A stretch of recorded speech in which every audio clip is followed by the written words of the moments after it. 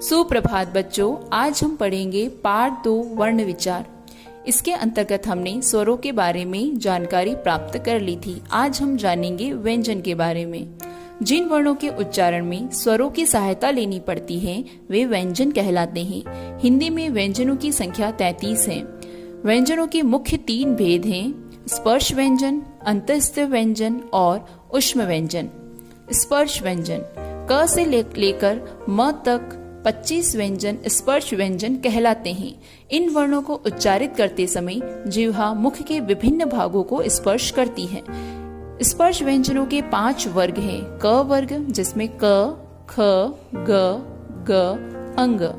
च वर्ग में च, छ, ज, ज, इय। ट वर्ग में ट, ठ, ड, ढ, ण। त वर्ग में त, थ, द, ध और न। प वर्ग में प, फ, ब, भ, म आदि वर्ण आते हैं। अंतःस्थ व्यंजन जिन व्यंजनों को उच्चारित करते समय वायु मुख के मध्य भाग से निकलकर जिह्वा द्वारा वर्ण उत्पन्न करती है उसे अंतःस्थ व्यंजन कहते हैं। इनकी संख्या 4 है: य, र, ल और व। ऊष्म व्यंजन जिन वर्णों को उच्चारित करते समय वायु मुख के विशेष भागों के स्पर्श के कारण गर्म हो जाती है वे ऊष्म व्यंजन कहलाते हैं। इनकी संख्या भी 4 है: श, श, स और ह।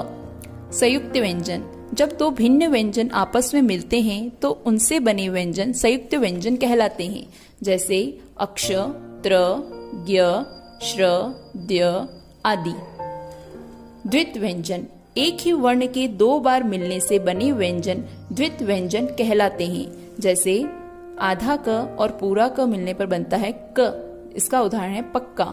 इसी प्रकार सज्जन, लड्डू, गद्दा, गन्ना आदि। अब हम जानेंगे आगत ध्वनियों के बारे में। ओ की ध्वनि अंग्रेजी भाषा से आई है। इसका उच्चारण आ और ओ के बीच का है। इसका प्रयोग केवल अंग्रेजी शब्दों के लिए किया जाता है, जैसे कॉल, बॉल, डॉल आदि। इसी प्रकार कुछ ऐसी ध्वनियां हैं जो हिंदी की नहीं हैं, वे उर्दू भाषा से आई हैं। उन्हें दर्शाने के लिए वर्ण के नीचे एक बिंदु लगाया जाता है जिसे नुक्ता कहा जाता है, जैसे सजा, खाना, जरा आदि। किसी शब्द के वर्णों को पृथक पृथक करना ही वर्ण विच्छेद कहलाता है। वर्ण विच्छेद करने के लिए हम इन उदाहरणों को देखेंगे, जैसे भारतीय भ प्लस आ, र प्लस अ, त प्लस ई, य प्लस अ। इनको मिलाने से बनेगा भारतीय। इसी प्रकार कुछ अन्य उदाहरण भी दिए गए जिन्हें आप ध्यान पूर्वक देखें। आज की कक्षा में उपस्थित होने के लिए धन्यवाद।